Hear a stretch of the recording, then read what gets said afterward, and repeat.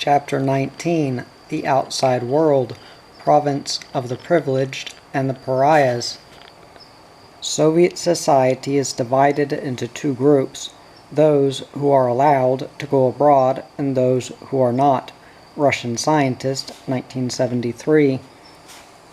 The Litva is one of a small but exclusive class of Soviet cruise vessels that ply the warm Mediterranean in summer and cater mostly to foreign tourists to earn hard currency.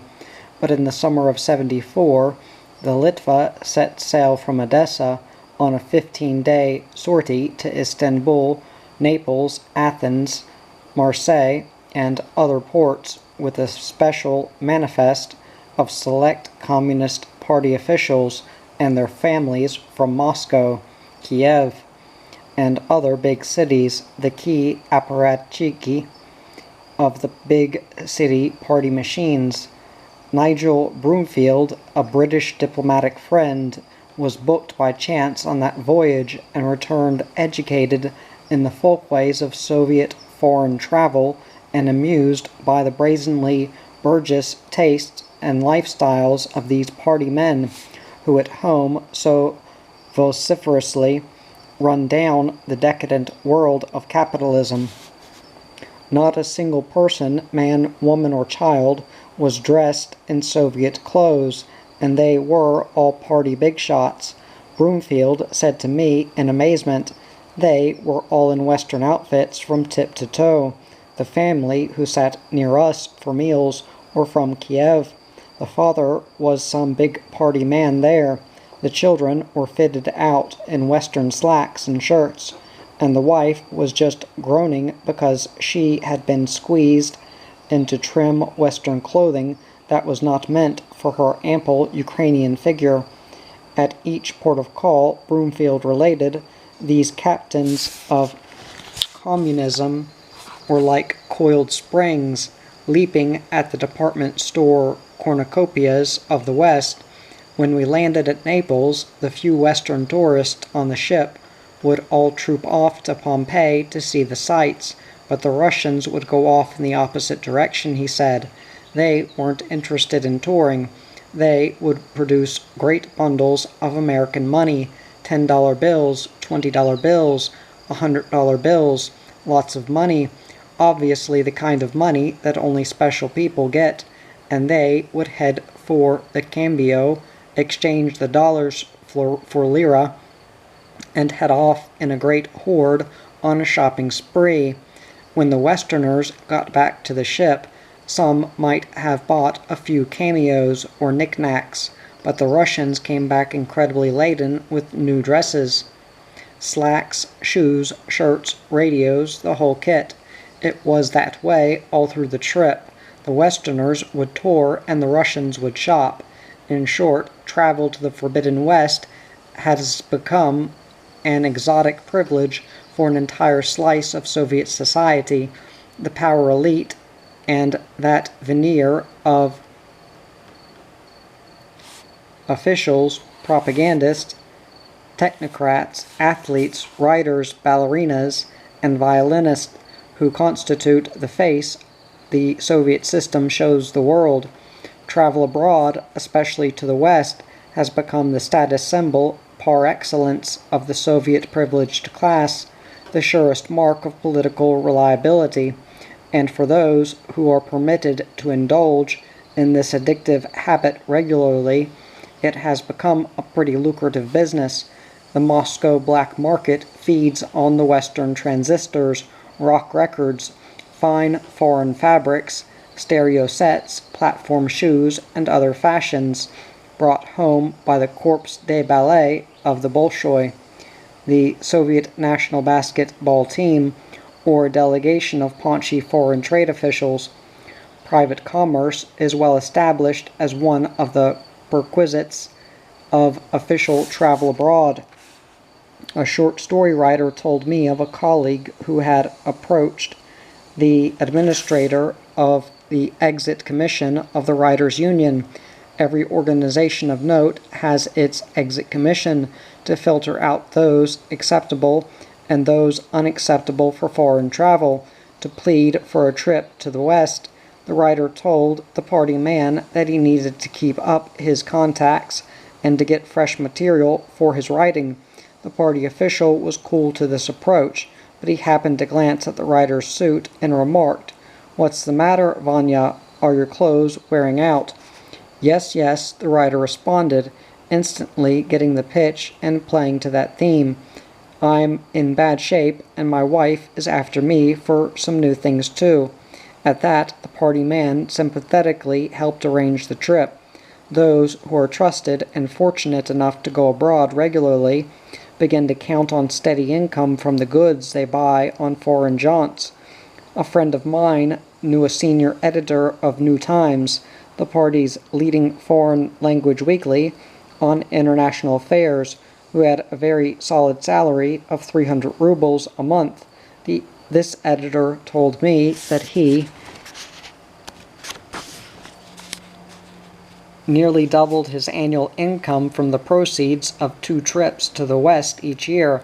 A leading ballet dancer explained to me that with any business acumen at all, he could parlay savings from his modest hard currency per diem from a 2-month tour in the West into about 6,000 rubles profit just from items carried back in his suitcases. A little $100 tape recorder, duty-free, in some Western airport brings 800 to 1,000 rubles in Russia.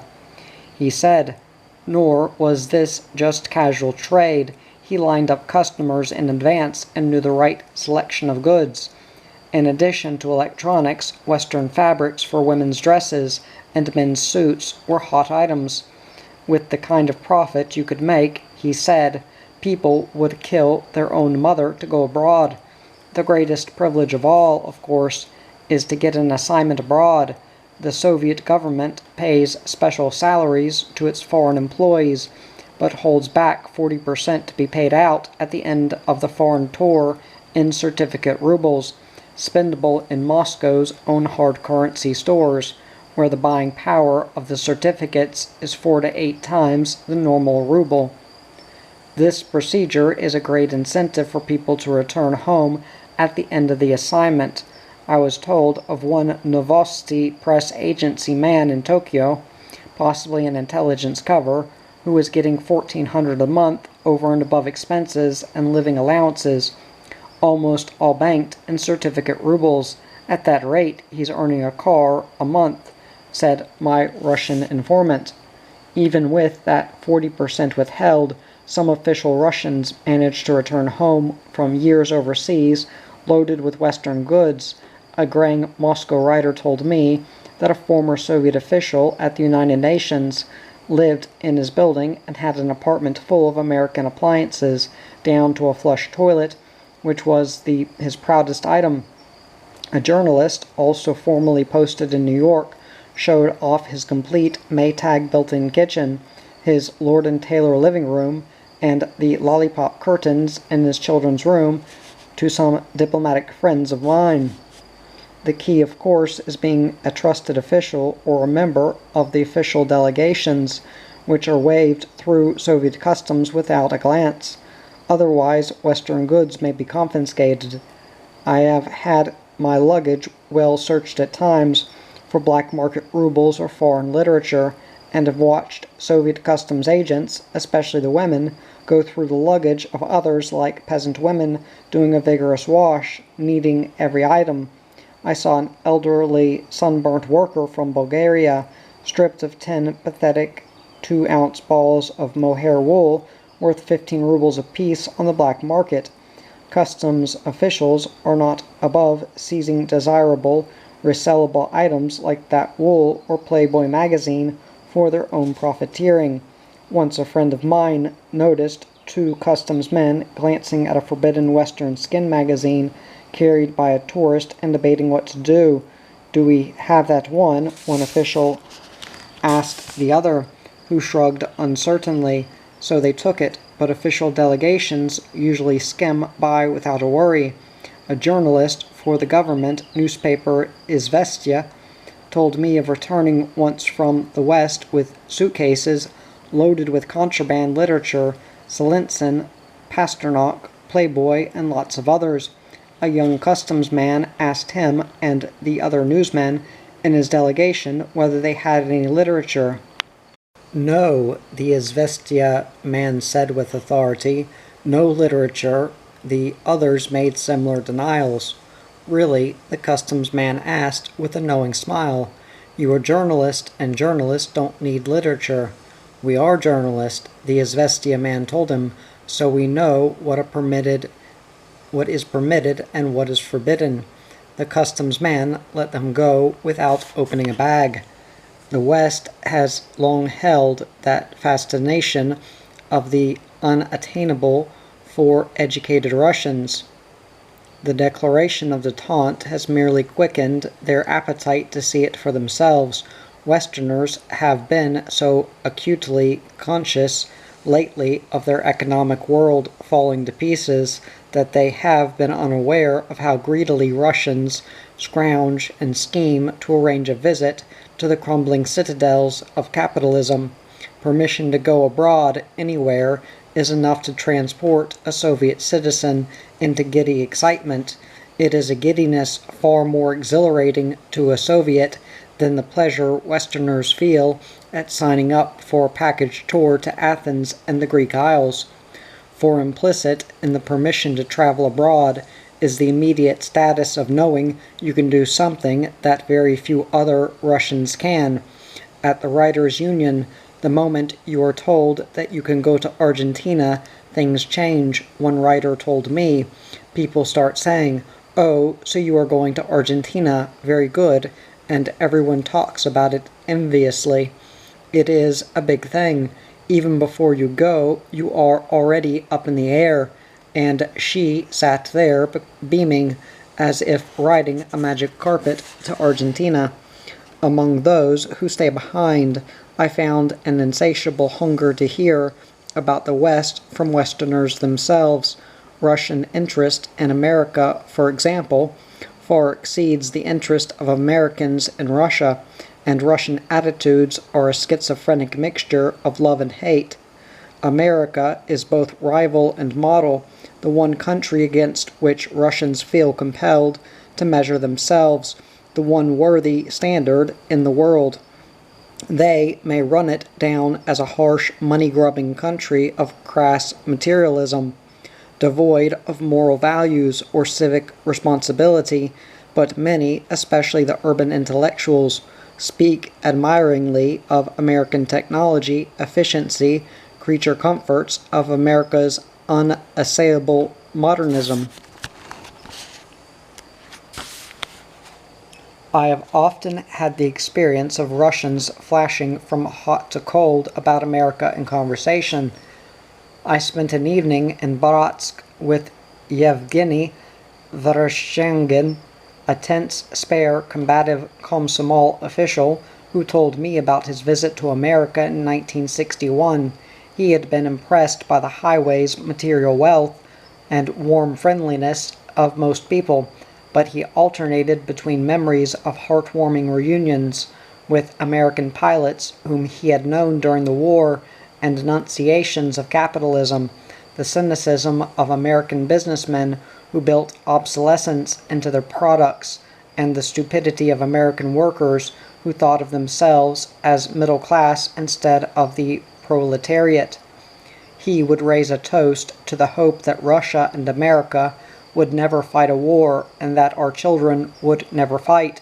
Then, in the next breath, he would bait me by telling me that my children would live under communism. Vereshchagin was unusual because he had seen the West with his own eyes. The ignorance of most other Russians about real conditions in the West has bred either excessive admiration of Western life generally among intellectuals, or a baffling parochial sense of Soviet superiority among more ordinary folk. Russian intellectuals have long been sensitive to the provincialism of their own people and are prone to joke about it. From several I heard the old anecdote about the Jew in the Ukrainian town of Zemarenka, who came across a friend wearing a nicely tailored suit. He inquired where it had come from and was told Paris. How far is Paris from Zimrinka? The Jew asked. About 1,500 miles, he was told. Imagine Paris being that far from Zimrinka, he said, and their knowing how to make such nice suits. I ran into many a modern version of that old joke. Once in the Central Asian city of Bukhara, an ancient center of Muslim culture, I wandered into a small metalworking shop, and two workmen, spotting me as a foreigner, began pumping me about America, typical questions about wages, prices, cars, and so on. Pretty soon, one of them cut off the conversation with the defensive rejoinder that America had unemployment and lacked free public education. Besides, he said with a final thrust, the ruble is worth more than the dollar. The questions of ordinary Soviets are provided the most revealing insight into what they knew or thought. In Frunz, another Central Asian city, several American correspondents were surrounded in a park one evening by young people who showered us with questions. Does J.P. Morgan have $92 billion? Did Rockefeller build a special city for his daughter?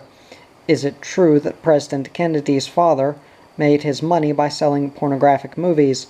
Why did Edward Kennedy refuse to run for the presidency? Can you kill your president and still not be arrested? What does the Foreign Affairs Committee of Congress do? Is it better to send a man to the moon or just a mechanical moon rover? What nationality are you? Why aren't more American books and magazines sold here? Is it safe in America with all the shootings and the fires in skyscrapers? Among some people I found astonishing pockets of knowledge about Western life.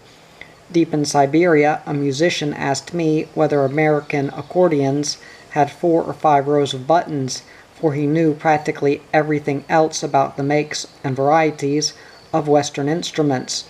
Almost anywhere I went, I ran into Soviet young people who knew far more than I about social and professional lives of the Beatles, Mick Jagger, and other Western rock stars. They were anxious for the latest gossip and disappointed when I could not oblige them. In Moscow, Americans whom I knew were surprised to find Russians at the Union of Architects who were thoroughly familiar with the most modern Western trends publicized in a very good magazine, Architecture Plus, and who asked knowledgeable questions about Moshe Safdie's construction at Montreal Expo. In general, I found Soviet intellectuals more au courant about elements of contemporary American and Western life than Westerners are about Soviet life and culture. What is missing, however, is a sense of the fabric of Western life.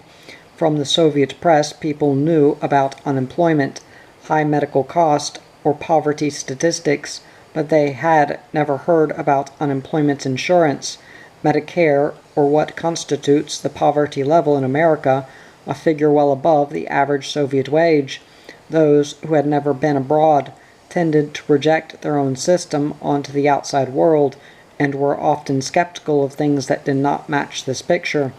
A young linguist, very attentive to things Western but oblivious of the Watergate scandal and the Pentagon Papers, asked another American correspondent which censorship was stricter, Soviet or American.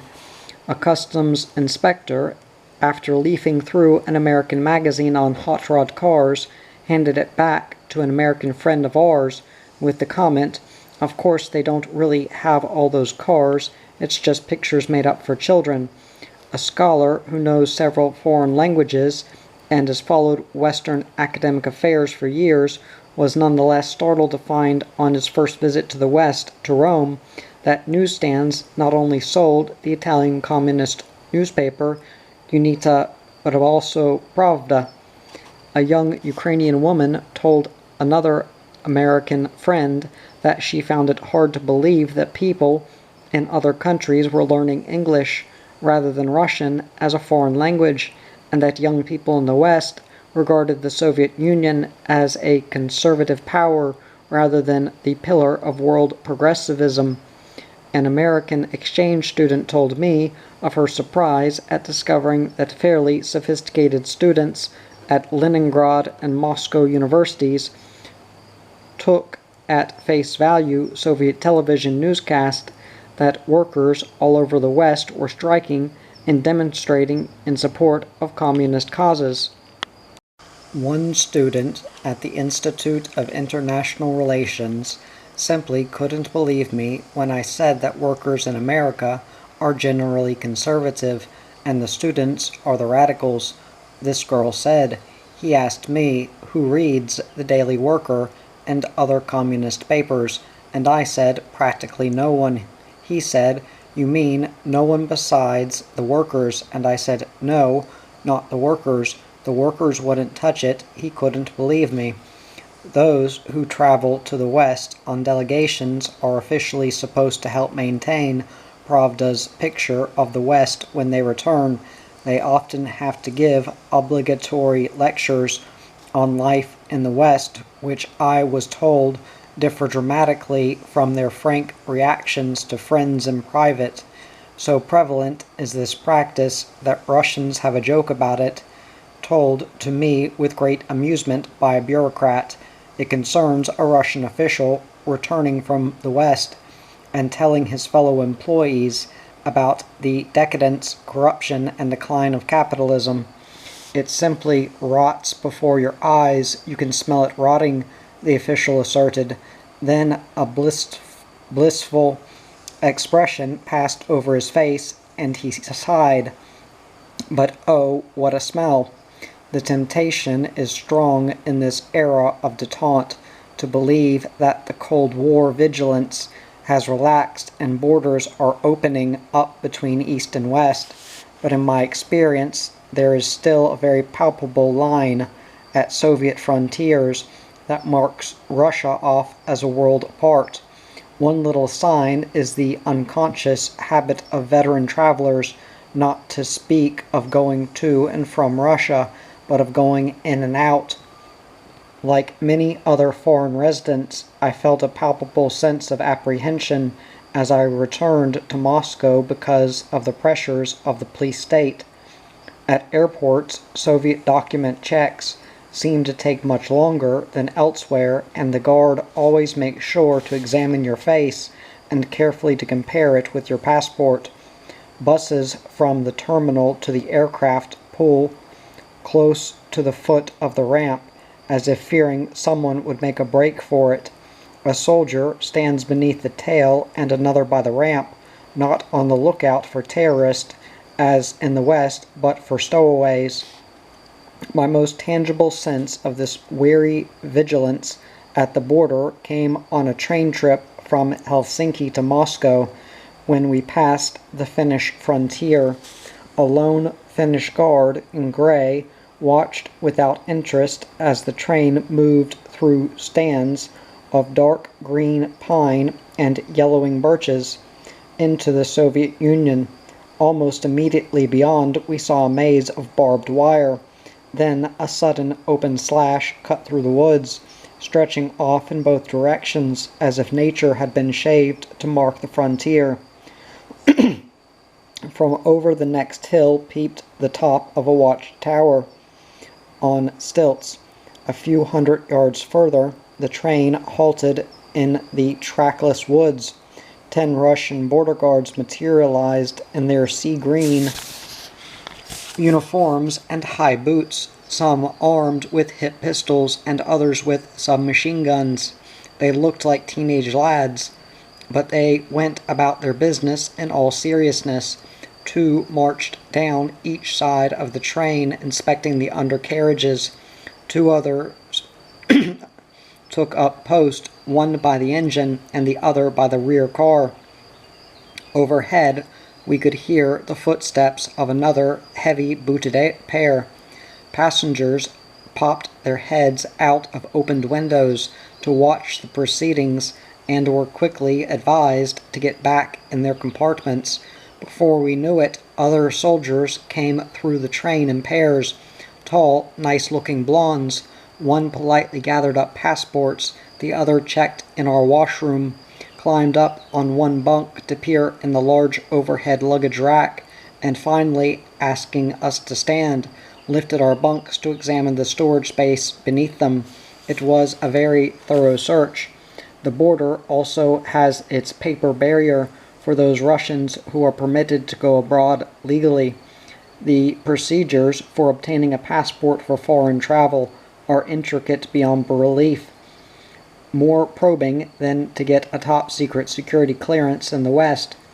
A Ukrainian construction worker, a party member who had been sent to Egypt to work on the Aswan Dam, told me that he and his comrades had gone through intensive KGB investigations to get those jobs. They check everything back to your grandfather and your great-grandfather, he said, and if there is any dirt, they will find out about it. You can be sure of that. From others, I heard of cases where respected scientists or seemingly trustworthy scholars had simply fallen by the wayside during the screening process, and others in their group had made no whimper of protest for fear of jeopardizing their own chances. Western academicians who have regular contacts with Russians become accustomed to delegations arriving minus a couple of people, supposedly taken sick or kept by other pressing business, though everyone knows nothing would actually divert a Russian from a foreign trip if he could help it. Moreover, before each trip abroad, several people told me, Soviet citizens have to go through special political indoctrination, sign a little booklet saying they have been informed of the government's recommendations and rules of conduct for Soviet citizens abroad. A writer described to me the process even for going to a fellow communist country like Czechoslovakia. A party lecturer, she said, tells the group, "Now, you are Soviet citizens leaving your motherland. You must understand what a heavy responsibility rests on you. You should know that there are many provocative people who ask provocative questions. You must know how to answer them. Those going to non-communist countries," she said, "are sternly warned to stay away from Russian immigrants and to keep together in a group. If they take a stroll, they are advised to go in twos and threes." Galina Rogozina, the Kirov ballet dancer, who later immigrated with her husband,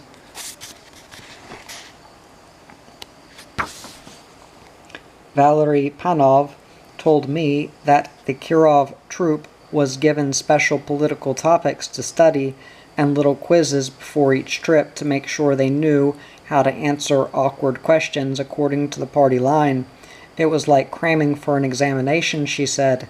A scientist who had been through a similar routine told me, "You are supposed to know what to say if a foreigner asks you what you think about Israel or how you relate to American society. You are supposed to say that you approve of such and such a dissident trial because the convicted person was truly an enemy of the people, but that the gravest injustice is done to Louis Corvalon, the communist leader in Chile, because he is unjustly held by the fascists in Chile." There are a whole list of standard phrases you must simply memorize. I have heard some Russians assert that because of such procedures and because of the KGB men and the informers who travel among all groups, from cross-country skiers to cosmonauts, they do not want to go abroad, but these are rare individuals indeed. The yen to travel, especially to the West, is almost irresistible to the urban intelligentsia.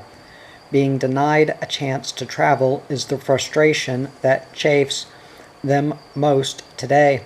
One party propagandist, a man who had traveled abroad in the past but was having trouble now, bitched at having to wait 6 or 8 months for permission, though he was among the more fortunate and counting on going at all.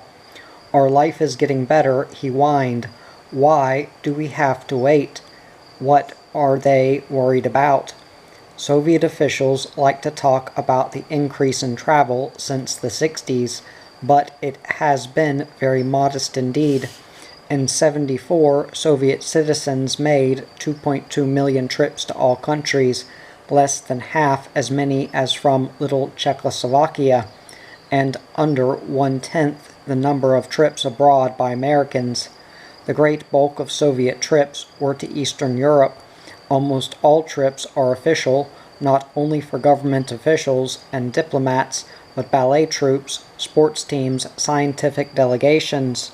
Mostly the same people year in and year out. There are selected worker and student groups that visit Eastern Europe, but individual tourism is practically unheard of. It is only the Mayaki, the beacons of communism, who get to go.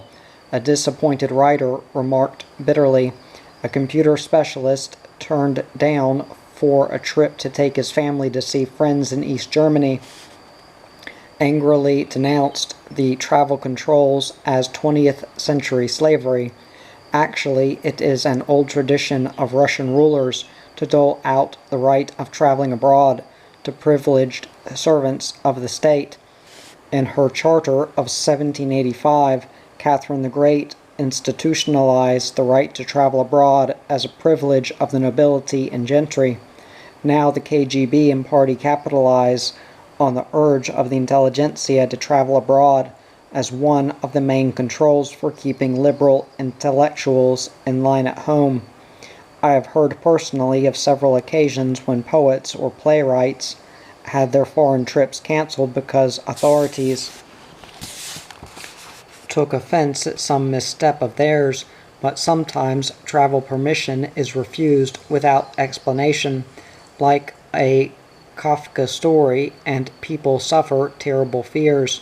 The worst thing is that when they turn you down for something, they never give you a reason, said a well-placed scientist who had made previous trips and was shattered by an unexpected rejection for an official visit to Poland. If they say anything, it has nothing to do with the actual problem. You cannot get the real reason. It is a terrible feeling to know you are not trusted and yet not to know why and not to be able to find out. Strange as it may sound to Westerners who quite properly agonized over the ordeals of many emigrating Soviet Jews, the Jews must paradoxically be counted among the privileged, for even as pariahs, they have succeeded as no other Soviet ethnic group in opening up an opportunity for reaching the forbidden territories beyond the Soviet frontiers. Jews themselves took ironic satisfaction in the envy of other ethnic groups and the alacrity with which Russians, Latvians, Ukrainians, Georgians, and others latched onto Jews through marriage as a means of getting abroad themselves, amused by the twist of fate that had put them in an advantageous position for a change.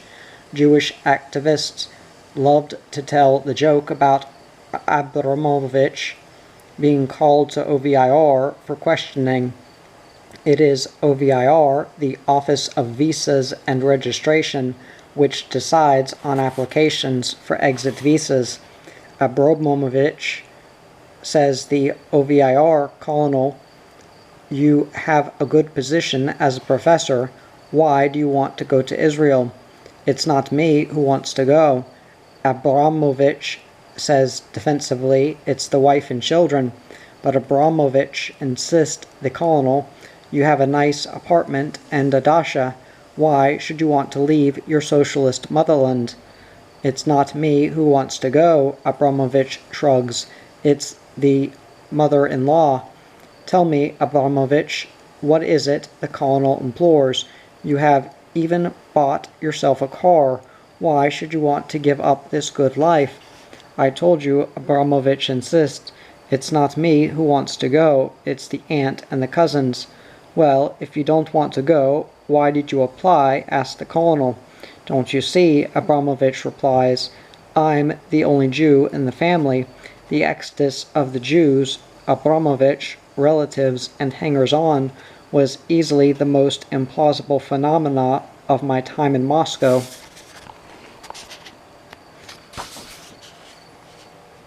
So much have people now come to take the immigration movement for granted that they have forgotten how incredible the entire course of events has been.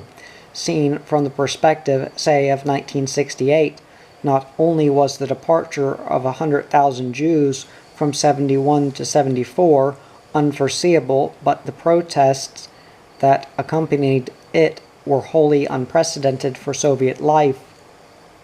The startling spectacle of young Jews staging sit-ins at the Central Post and Telegraph Office, or wearing yellow Stars of David and carrying placards, "Let my people go," in demonstrations at the reception room of the Supreme Soviet, or outside the gray headquarters of the Communist Party Central Committee.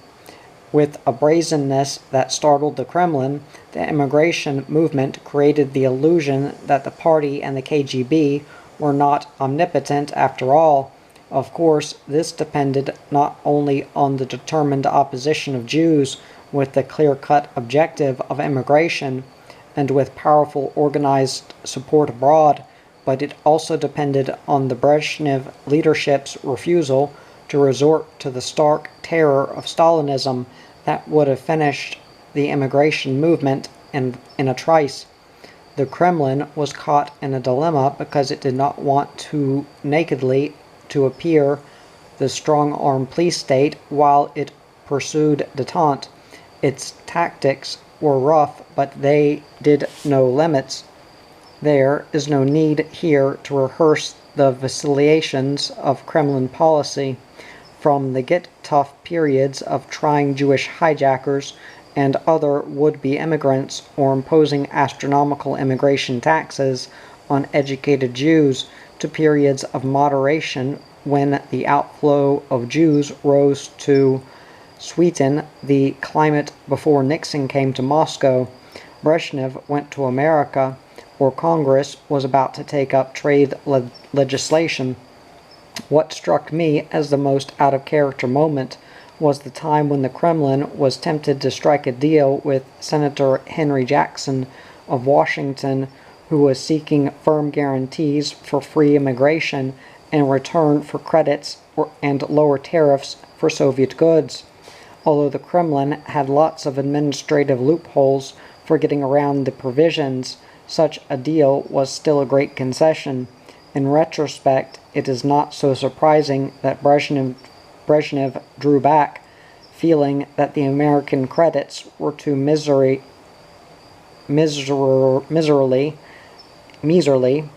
and the unwanted disclosure of the private deal made public too humiliating.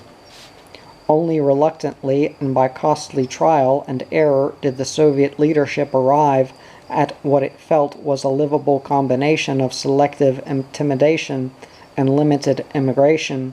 This seemed to suit its complex and conflicting objectives: to appease the West, to prevent a serious scientific and technical brain drain, to put a damper on the whole trend toward immigration, yet discreetly rid itself of disaffected Jewish intellectuals and dissidents, and to let other ethnic groups know, through subtler, more remote crackdowns in the Ukraine, Lithuania, Armenia, and elsewhere, that Jews were a special case not to be emulated. Willy-nilly, too, the Soviet leaders came to realize that the West would take pride in the departure of 100,000 Jews and exult in the ultimate liberation of celebrated figures like dancer Valery Panov, but not understand that other ballet dancers would remember Panov, as I do, pacing his tiny Leningrad apartment like a caged panther for 2 years in utter despair. Evgeny Levich, the handsome dark-haired young astrophysicist, could be held in Israel, but the Kremlin knew that Soviet scientists were aware that his eminent father, Ben Levich, the highest-ranking Soviet scientist to apply for immigration, was still captive in Moscow months later, and they remembered that Evgeny himself was sent to Tiksi on the Arctic coast of Siberia to clean latrines in an army outpost while he prayed for a visa. The majority of visa applicants were processed at reasonable speed, no more slowly at least than normal Soviet citizens trying to make a trip abroad, but there was always a deterrent to the talented. There were always a few tormented people whose ordeals made applying to emigrate like playing Russian roulette. Westerners, as one intellectual observed to me, are impressed with overall statistics, but for Soviet citizens, the language of events, as he so nicely phrased it, often speaks more powerfully through individual examples. The number of departing Jews has now sloped off dramatically since the peak of 35,000 departures in '73. It could rise again if a new Soviet-American trade deal were struck. But one of the imponderable mysteries of Soviet life is how many Soviet Jews want to go to Israel. For wanting or not wanting to go always depends, as Jewish friends reminded me, on how easy it is to go at the moment, and what kind of life exists for Jews who stay behind. It also depends on the mood and character of Soviet Jewry, and they are more complex than I had imagined and less easily definable than the immigration movement suggests. 1 million or more, perhaps many more, have already opted for assimilation in Soviet life and have left themselves no way out. The 1970 Soviet census recorded 2,151,000 Jews, but this does not count hidden Jews who have been passing for years as Russians or members of some other ethnic group. Roy Medvedev, the dissident historian, whose father was Russian and mother was Jewish, guessed their number at anywhere from 1 to 10 million. The drop in the 1970 census figure for Jews from 59 down 117,000, when activists were predicting it would rise along with other ethnic groups, was evidence that even in the 60s, many young Jews took advantage of mixed parentage to claim some other ethnic affiliation and bury their Jewishness. It is an old game in Russia. In the years after the revolution, the practice of outright name-changing was easy and fairly common. Medvedev told me that Jewish party members would pay the police 10 rubles and choose any name and ethnic group that suited them, usually Russian, to be entered on their documents. Panov confessed to me that when he reached 16, the age of decision, he picked Belarusian since he was born in Belarusia, and his mother wanted him to escape the stigma of being Jewish. Other prominent people like Maya Pletskaya, the prima ballerina of the Bolshoi Ballet, Georgy Arbatov, the head of the Institute of the USA and Canada, or Valentin Zorin, the Moscow television commentator, keep as discreet a silence as possible about one or the other of their parents being Jewish. I was told by an American doctor at Mount Sinai Hospital in New York, a world-famous Jewish hospital, that Russian officials at the United Nations come there sometimes to have babies delivered by an old immigrant doctor. Even though they have clearly Russian names, some quietly ask him, "Would you mind circumcising my baby?" After he agrees, there follows the pregnant question, "Would you mind, by chance, arranging to do the circumcision on the 8th day?" since this is so obviously in keeping with Jewish practice. The American doctor takes such request as tacit acknowledgement that in some cases these are hidden Jews who have been passing for years as Russians, and only that way had they risen to positions of trust in the Soviet Foreign Service or the KGB. The mood and character of Soviet Jewry remain elusive, too, because even the mood and character of the immigration movement itself have evolved as it passed through several generations of departing Jews. There was an early wave of strongly Zionist and rather religious Jews who spearheaded the movement as it took form in 68 through 70, but they had left the country or had been jailed by the time I arrived in Moscow in August of 71, and though large numbers of religious Jews continued to flow out of Soviet Georgia, a region with special traditions of religious tolerance, Jews of another character had taken the lead in Moscow. For me, it was strange to learn how secular these activists were, how little religious pull they felt. I might find the younger ones gathered outside the pillared Moscow synagogue on Saturdays, swapping the latest gossip about the immigration movement, or on holidays like Simchas Torah, celebrating into the night with dances or songs of the Jewish diaspora like Hava Najila, but very few, if any of them, had had bar mitzvahs or were at ease in yarmuks or prayer shawls. Almost none understood Yiddish or Hebrew. For them, Jewishness was a genetic fact of life, a matter of inheritance, reinforced by negative forces of Russian life, rather than a function of religious attraction or identity. Roman Rutman, a short, quiet, well-composed, middle-aged mathematician, told me not long before his departure for Israel in 73 that he had brought up in a Communist Party family and had learned about Judaism backwards, piecing it together by reading between the lines of aesthetic attacks on religion. As a boy, he had never been to synagogue or church. It was almost impossible for someone to have a Bible then. The Stalin years, he said. When I was about 20, I felt some moral vacuum. I wouldn't call it a religious longing, just a sense of something missing from life. I would read anti-religious literature to find out about the Bible. I would read, for example, and this is very rough, about the flood in one place and about Noah in another place, and I would put them together.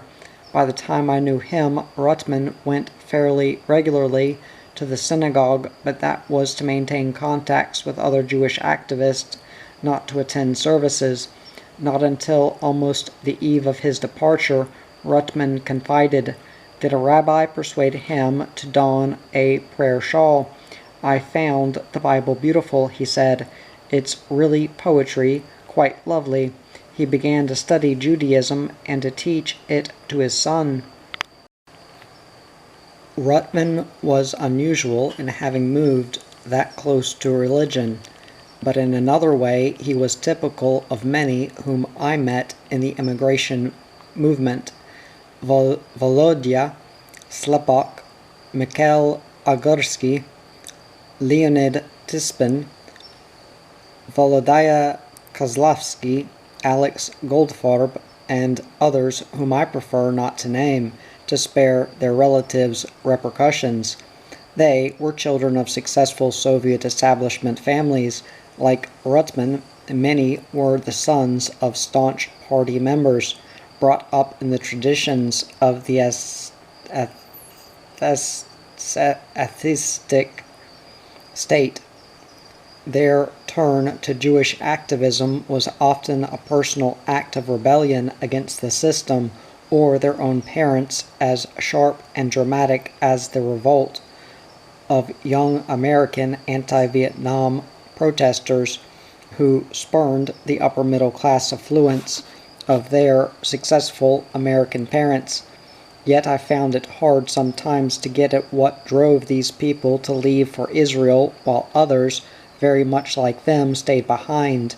Sometimes it was difficult to discern what tipped the balance.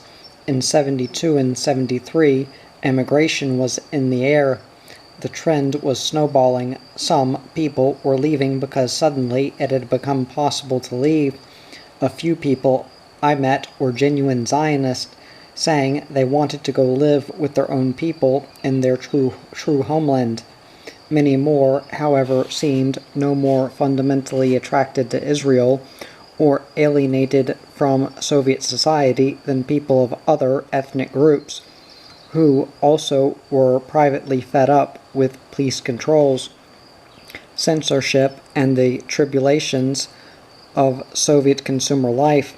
A minority thought they saw some soaring personal future in the outside world, and for many of these, I heard afterwards, the tough competitive life in the West proved a cruel and disillusioning experience.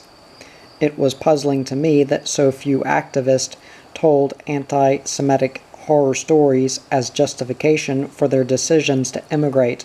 It was not, of course, that anti-Semitism was not a palpable part of the climate in Russia, or had not touched them, for each could recall personal slurs or derogatory remarks about Jews in general, as Evgeny Levich intimated in his celebrated poem about Babi Yar.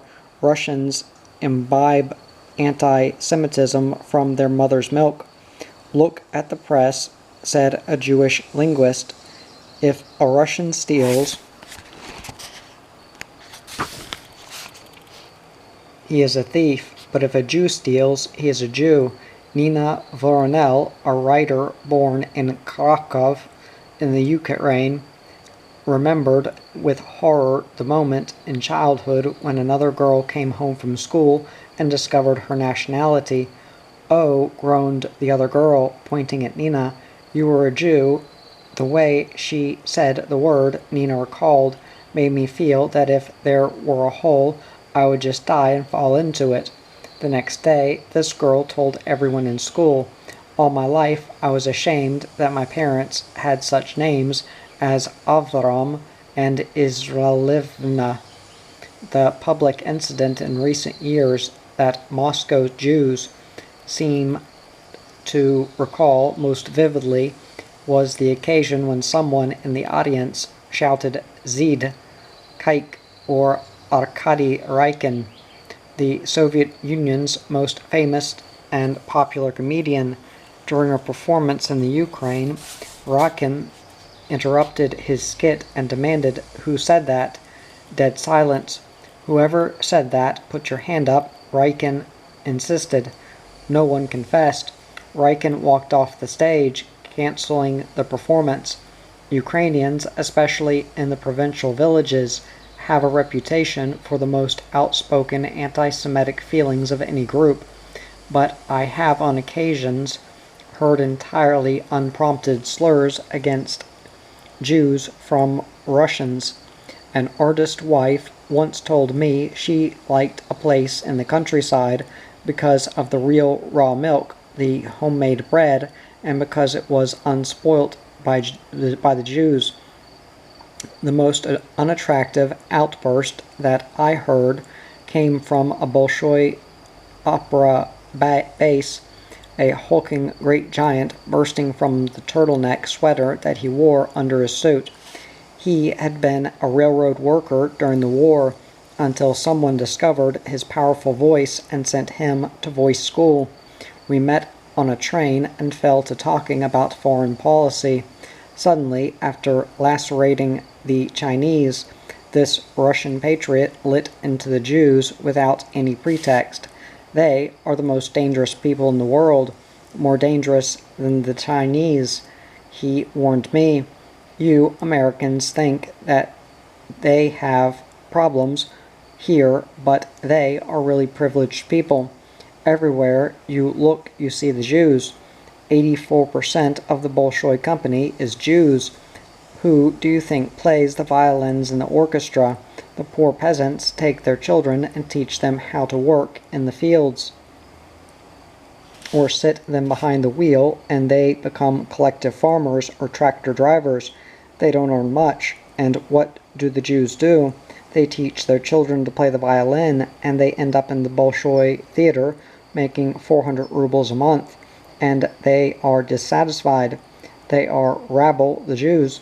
Not only did he grossly exaggerate the pay scale of violinists, many of whom earn less than tractor drivers, but also I have heard Jews ruefully describe discrimination they have faced in education and at work. A Jewish graduate student once protested to a senior scientist whom I knew that he had been ordered by a Russian professor to give flunking grades to several Jewish applicants for Moscow State University, despite their excellent examination results. A man who was formerly senior editor at a publishing house said that when the annual list of books for the coming year was sent to the Communist Party Central Committee for approval, it would invariably be returned with several titles by Jewish authors crossed off. No explanation was needed. A Jewish quota had been imposed. The head of a laboratory, a Russian, told me that his superiors explicitly rejected some highly qualified Jewish scientist who he had proposed hiring on grounds that we already have enough Jews. Jews point out that with a few notable exceptions, widely trumpeted by the Soviet regime, they are effectively disqualified from such careers as diplomacy, political journalism, and armed forces, the Communist Party apparatus, and high-ranking party jobs. Yet it is also true that through their abilities, Jews have succeeded in Soviet life far out of proportion to their numbers. In 1970, official figures showed that 134 Jews per 1,000 had received higher education, far ahead of ethnic Russians with 22 per 1,000. Despite discrimination, Jews have fared extremely well in such creative fields as arts, literature, music, drama, and the cinema, and in the high-prestige area of science. In the economy, having a Jewish deputy is a tradition, with many Soviet administrators, just as party functionaries in key positions often use Jewish scholars as their ghost writers. Since job status in Soviet life determines lifestyle, Jews, by and large, have done pretty well by Soviet standards. What is more, as some Jewish activists acknowledged to me, anti-Semitism in Soviet life today is far milder than under Stalin and not as bad as it was under the Tsars. It provides some motivation for immigration, but it is not decisive. For the provincial towns and villages where anti-Semitism supposedly is most oppressive have generally produced only a trickle of immigrants, whereas a region like Georgia, with a reputation for tolerance toward Jews, has produced a large proportion of those who have left. Although I knew quite a number of Jews, I heard very few cases where some ugly, unconcealed manifestation of anti-Semitism was the catalyst for an individual to emigrate. The most powerful motive I found was a newly vibrant sense of Jewish nationalism, but it was a nationalism different from the militant Zionism that I had expected. It seemed less a zealous devotion to Israel than a drive for self-affirmation in Soviet life after decades of self-denial. For if Soviet Jews had accommodated to anti-Semitic slurs and job discrimination, the most glaring grievance to the activists of the 60s and 70s was that they were being denied positive outlets for their own ethnic identity. I am a man without a nationality in a very nationalistic country, declared Alex Goldfarb, a biologist who later left for Israel. In the Soviet system, being a Jew and asserting Jewishness implicitly conflicts with being a loyal Soviet citizen. It is here that Jews feel at a disadvantage compared to other ethnic groups.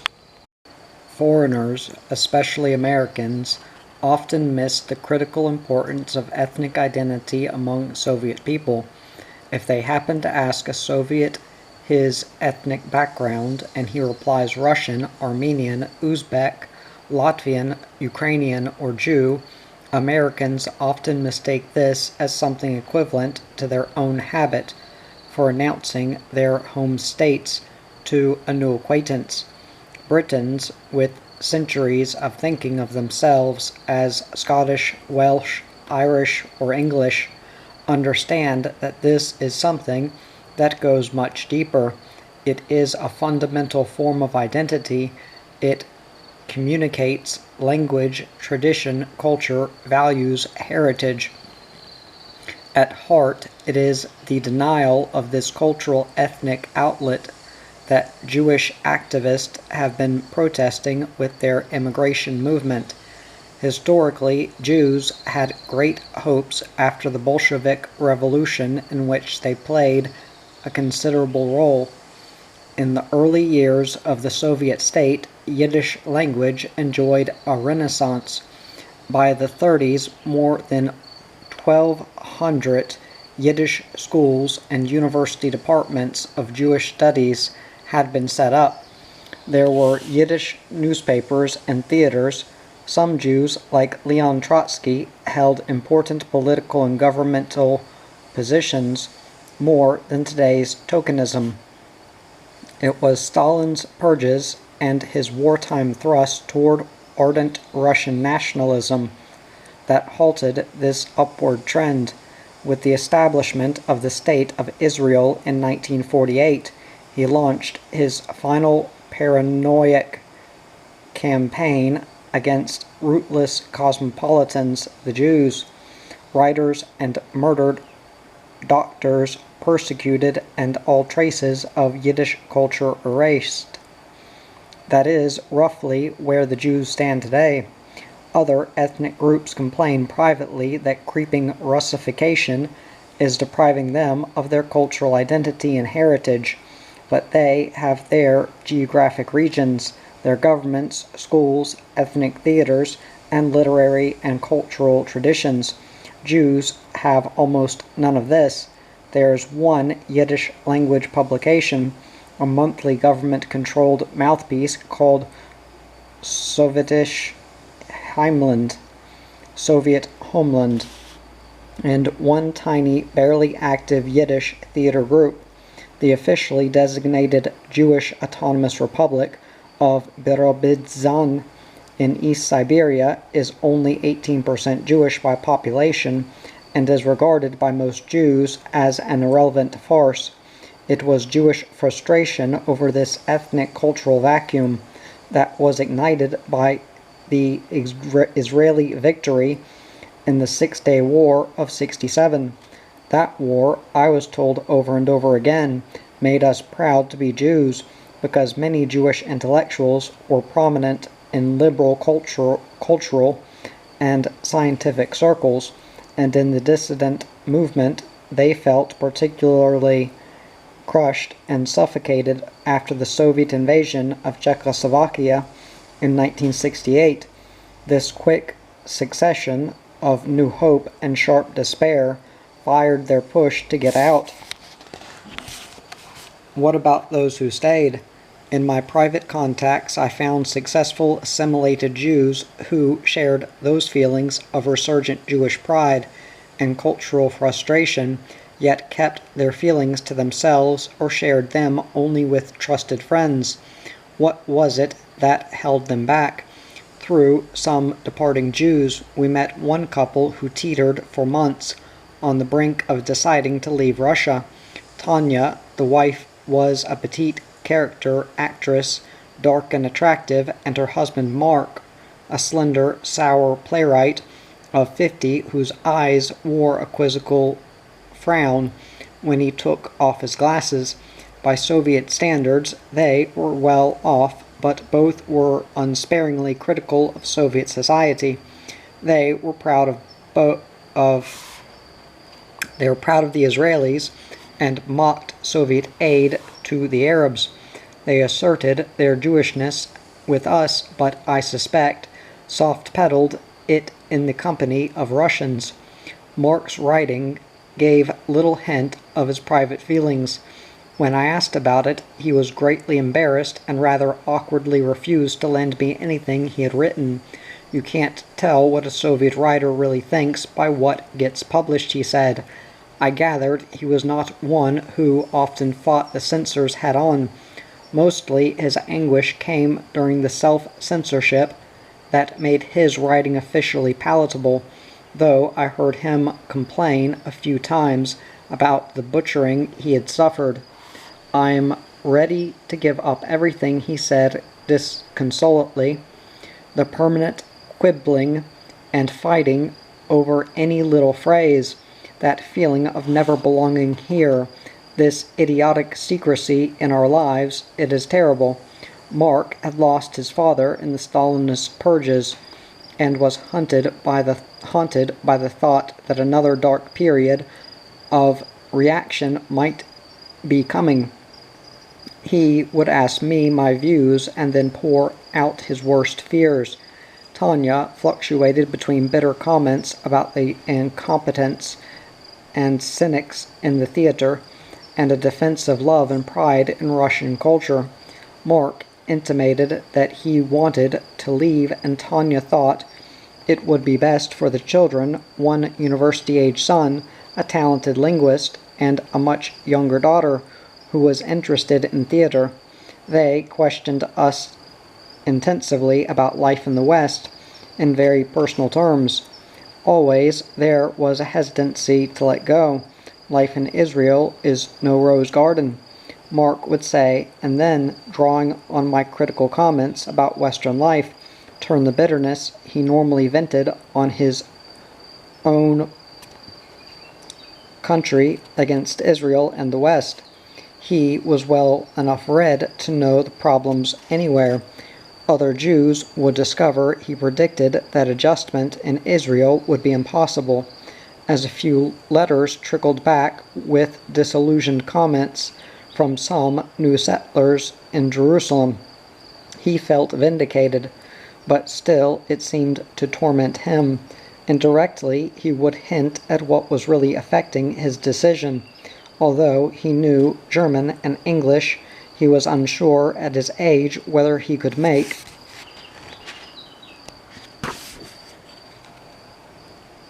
a new start in life. He was afraid that if he applied for an exit visa, the authorities would let him dangle, uncertain and unemployed, for a couple of years before letting him go. I feel terribly tired, he told me one night. That is why I have decided to stay. That was his way, I think, of saying that the fear of the unknown was too great, and so was his attachment to the pretty comfortable niche in Soviet society that he had made for himself. I encountered other tame Jews, as the more ardent activist called them, who were resentful of openly hostile toward the immigration movement. Those whom I met officially, like Alexander Tchaikovsky, the Jewish editor of Literary Gazette and a high-ranking candidate member of the party Central Committee, were vitriolic in their condemnation of departing Jews and vehement in their insistence that Jews had full opportunity, free of discrimination, in the Soviet Union. Some of this was undoubtedly propaganda, but it struck me too as the self-defensive reflex of people who had achieved success by downplaying their Jewishness. Any movement that called upon them, in effect, to assert themselves as Jews was a threat to their whole pattern of life. They, the activists, are troublemakers, a cinema translator told me caustically one day. They have made it harder for the rest of us. there was considerable merit to her claim that the immigration movement had caused anti-Semitism and discrimination to rise. I heard from scientists that as the exodus proceeded, it became harder for Jews to get good positions and promotions in the scientific institutes. Administrators were wary of them. If a Jew applies for a job, he is asked first, "Are you planning to leave?" A computer specialist said. A medical scientist told me this increased suspicion toward Jews had finally prompted him to apply for an exit visa. He had been denied a promotion that he felt he had earned, and a superior, a good friend, and an ethnic Russian had intimated promotion was impossible because of fears that he might later emigrate. A successful science writer who had published several books under a Russian pseudonym related a similar sequence. In early 1974, an editor with whom he had worked closely suggested a book idea to him and got preliminary approval from the firm's director. But when the contract was submitted, including both the writer's Russian pseudonym and his real Jewish name, the publisher refused to sign and told the editor that the author did not have the right kind of name. Hearing this, and fearing matters would get steadily worse, the writer decided to emigrate. The most striking evidence that official discrimination has risen since the inception of the Jewish movement in '68 is the annual statistics on enrollment in higher education.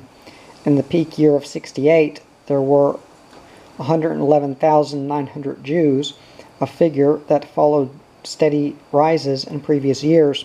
Since '68, the number of Jews has persistently declined to 88,500 in '72. When the 1973 statistical yearbook came out, it was missing that table, a possible sign that a more dramatic drop took place that year. Even on the street, some Jews told me they sensed Russians speaking with more open hostility than in the past. One middle-aged woman with a Jewish profile said that when she got impatient with a store clerk one afternoon, the clerk turned on her and snapped, "If you don't like it here, why don't you go to your Israel?" Families who stayed behind have often paid a price for the activism of those who left. Several young Jews reported that their fathers had been demoted or transferred from key administrative jobs, told as writers that they would no longer get such choice assignments, or informed that they could not travel abroad anymore because of relatives immigrating to Israel. One woman had a brother in the KGB who was demoted because of her. I heard that when Viktor Yakut, a nervously handsome young physicist, decided to leave, immense pressure was put on his father, a long-time party member with a high-level job as a professor in the Moscow Institute of Finance. To block him, like Mark the playwright, the father felt too old to start a new life in Israel and decided against going, but he was understanding of his son's feelings and simply let him get away. The director of the institute was furious. The elder Yakut was read out of the Communist Party, demoted step by step, his academic degrees stripped from him one by one as lifelong colleagues and subordinates denounced him. So humiliated was he after this hurricane had crashed through his life that he too reluctantly decided he had no choice but to emigrate. Other Jews have found that lifelong friends turned against them overnight, evidently in self-protection. I knew a ballerina whose career was strangled by officials merely because she made the mistake of publicly befriending a man who had applied to emigrate when the party demanded he be completely shunned. Once I witnessed the quixotic emotions of an assimilated Jew at the airport in Samarkand. I met a Jewish tailor who said he had relatives who had gone to Israel and now talked of coming back. So assimilated was this Jew that he called himself a non-party communist and had named his son Vladimir Ilyich for Lenin. Still, when he began talking about his relatives, he was rather apologetic and understanding of them. His explanation was that other Jews had talked them into going. He wondered if I wrote a story about them, whether that might help them get back. But when my Soviet escort moved nearby and overheard our conversation, this man began smearing his relatives and disavowing them. They put us in a difficult position, he said. They spit in the mug they had drunk from. They betrayed the motherland. No one, however, was more tragically trapped by strife within the family than Volodya Slepok, who, throughout my time in Moscow, was the patient elder, the Gibraltar, the most renowned and unsuccessful visa applicant in the entire immigration movement. Slepok's story reads like a capsule history of the movement.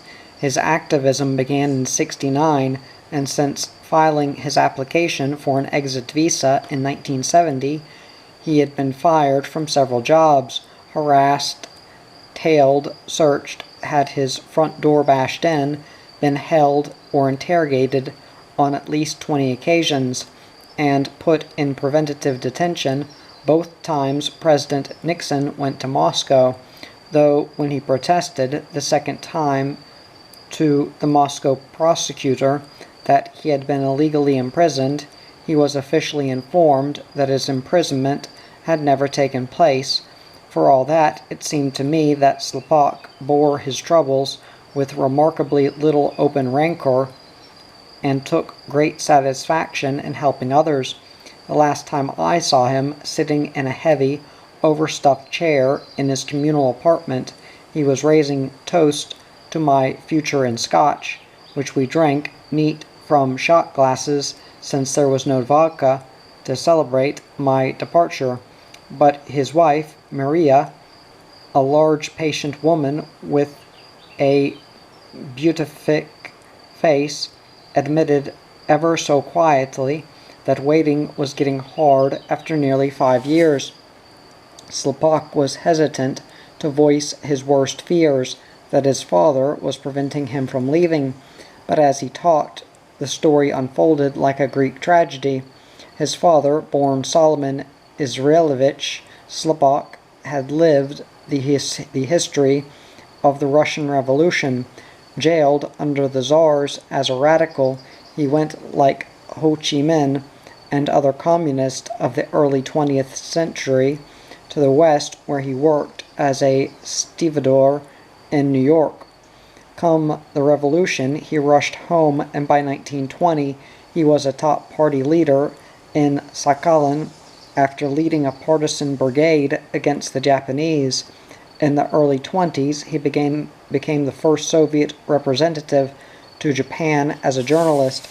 At the suggestion of Soviet Foreign Minister Maxim Litvinov, he changed his name to one less obviously Jewish, Semyon Ignatievich Slepok. Eventually, he was named to the Presidium of the Comintern, the Association of World Communist Parties founded by Lenin. He had the proud biography of a true old Bolshevik and the unshaven convictions to match. As Volodya recalled, his first sharp break with his father came in the early 50s, when Stalin was on his anti-cosmopolitan campaign. Maria, his wife, who was working in a hospital, was very upset by the charges of the doctor's plot and the innocent victims of Stalin's paranoia. Volodya began arguing with his father about it. "If you chop wood, the sparrows fly," the old man replied with a proverb dismissing Maria's worries. So let there be innocent victims. Just be sure to destroy the one real enemy. Father, you are dead, Volodya bellowed at him. I'll never join your party. The old man was stunned. For you and the little grandchildren, I was in hard labor prison, he recalled. I fought for Soviet power and helped build it, and you use such words. After the mutiny of his son, he had a heart attack. He had to take those drops all the time, Volodya remembered. In those years, the family all lived together. Later, they separated and the wounds healed after Stalin died. But in '68, after the Six-Day War and the Soviet invasion of Czechoslovakia, Volodya told his father he was thinking of going to Israel. The father refused to listen. In early '69, Volodya quit his job at the Scientific Institute of Television Research, where he had headed a laboratory, hoping that this step would make his departure easier, since he had had access to some secret materials. He informed his father just before he actually applied to emigrate. The argument was terrible. Maria Slepak told me it was civil war in the family. Volodya Slepak is a big, powerfully built man in his late 40s. He has the large hands of a workman, the build of a prize fighter, the heavy beard of a prophet, and an inner calm behind his sad brown eyes. I have never met his father, but from the description of Volodya and his wife, he too is solid as a rock. They are both headstrong. I can imagine the rage that greeted Volodya's decision to go to Israel. It's not right, it's treason, the old man yelled at Volodya. You were born here, you can't go. We have thought it over, Volodya insisted. We won't change our minds. Then we are on different sides of the trenches, the father declared. Coldly, he announced that he never wanted to see Volodya and his family again. Don't you or your children call on me, he said. Stay away so they can forget me and I can forget them and forget you. Maria's mother, who has since emigrated to Israel, tried to intervene. She reminded the old man that he had carried the two boys, then entering their teens, from the hospital in his own arms when they were babes. She told him that he could not cut himself off in one blow from his blood relatives. No, said the elder Slepak, adamant as stone, I will cut it off now. If you cut, you have to cut all at once. This harsh verdict was precisely what the Soviet system prescribes, immediate and total severance, with the spiritual traitors who want to immigrate. Old man Slepak was not unique, but he was unusually severe in his verdict and in sticking to it. In close to 6 years since the cataclysmic family confrontation, Volodya Slepak and his boys have seen the old man, now in his 80s, only 3 times. Whenever he has been taken seriously ill, twice with heart failure, one or all of them have journeyed by subway and bus to hospital number 60, colloquially known as the Hospital of the Old Bolsheviks, fittingly located on the Boulevard of Enthusiasts. Each time, the old man was glad to see his son and grandsons and to exchange pleasantries with them, but each time he would turn to the inevitable question, have you changed your mind? No, Volodya would reply. Then go away and don't come back, the old man would command. Other relatives told Volodya that his father had been to KGB headquarters in Lubyanka prison several times to protest against letting Volodya and his family go to Israel.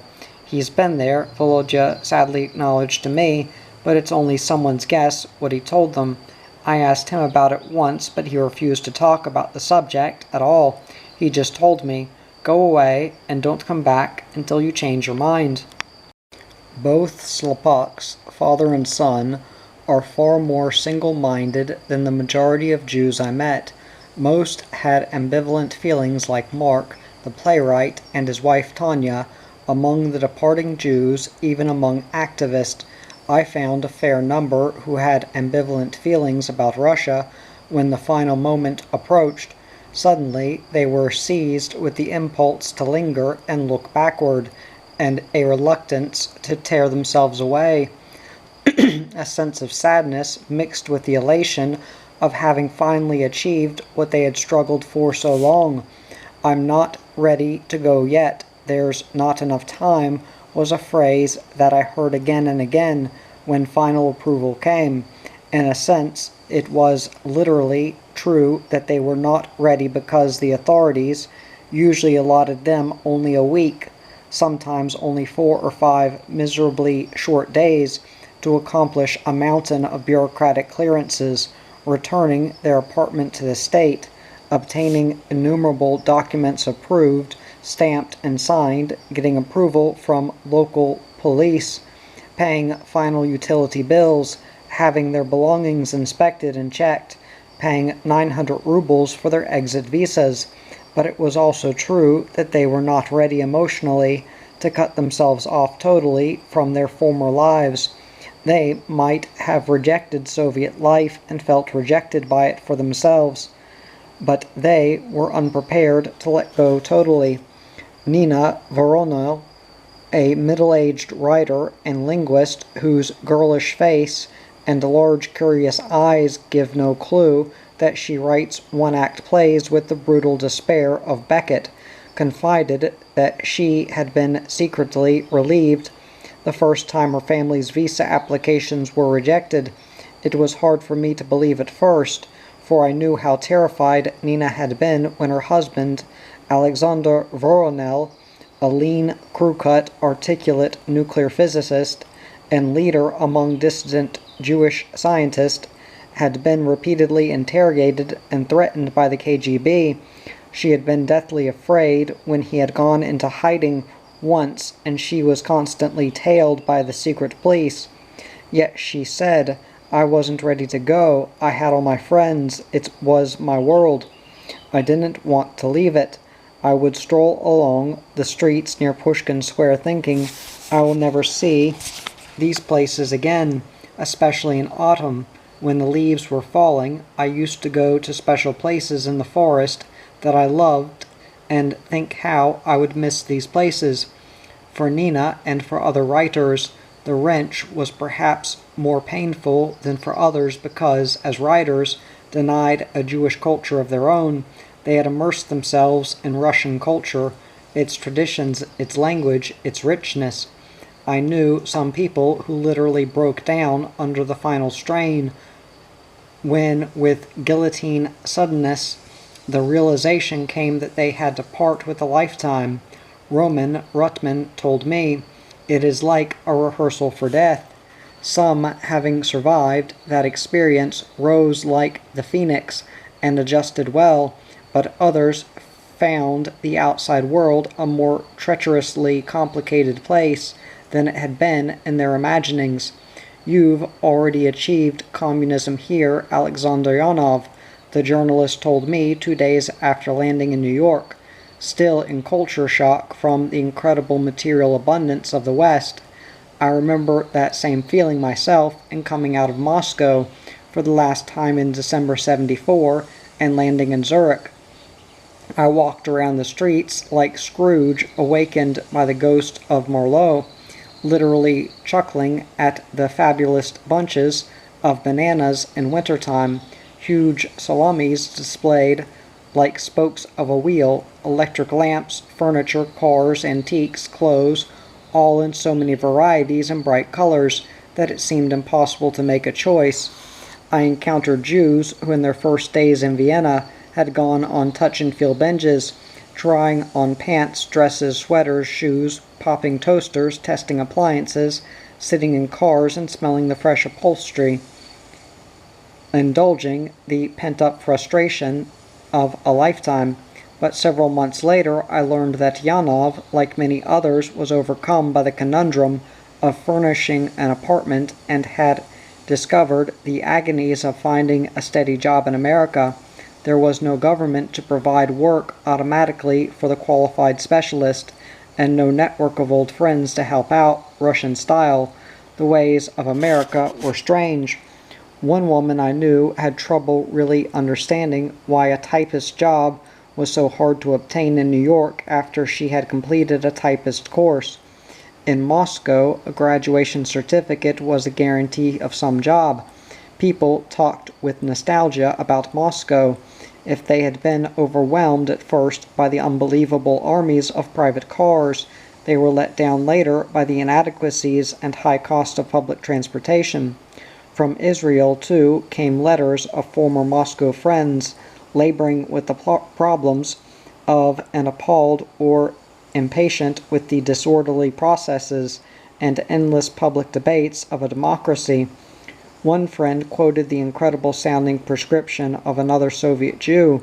They have a rotten government in Israel. They need a Stalin. Wonder of wonders to me, I began to hear Jews calling themselves Russians. In the Soviet Union, I had not heard that. Officially, the Soviet system distinguishes between Russians and Jews, and it does among other nationalities, making a point of having people identified by nationality in their domestic passports. Jews are derisively called Piat Punkti, fifth pointers, because it is point number 5 in the passport where nationality is listed. Especially with the activism of recent years, the Soviet Jews whom I knew would not think of calling themselves Russians in Moscow or Leningrad, but in New York and in Israel too, many Jews feel their Russianness, even without leaving Russia and suffering that homesick nostalgia. Larissa Bogaraz, one of the best-known dissidents of the 60s, a full-blooded Jew, wrote, "I am accustomed to the color, smell, rustle of the Russian landscape as I am to the Russian language, the rhythm of Russian poetry. I react to everything else as alien. It is a jolt for so many Jews coming to Israel or the West to discover this about themselves. It is a jolt for many Westerners accustomed to thinking of Soviet Jews in stereotypes of fervent Zionist or practicing religious Jews to make this discovery too, but it tells much about the mood and character of the Jews who stayed as well as the Jews who have left. The mark of Russia is powerful even on those who reject her. Nina Voronel told me about Andrei Sinyavsky, the brilliant Jewish satirical writer who settled in Paris after coming out of the Soviet labor camps, where he had been sentenced for publishing works abroad. Someone had asked Sinyavsky, a man who had become the symbol of dissidence, which he found harder, his first 6 months in the camps or his first 6 months in Paris. "The first 6 months in Paris," Sinyavsky replied. "When I was in the camps, I was still in Russia." To which another intellectual Jewish, who had also just emigrated to New York, appended the shrewd observation that people like Sinyavsky, and there are many of us, left Russia not really looking for Israel or the West, but for Russia without a police state.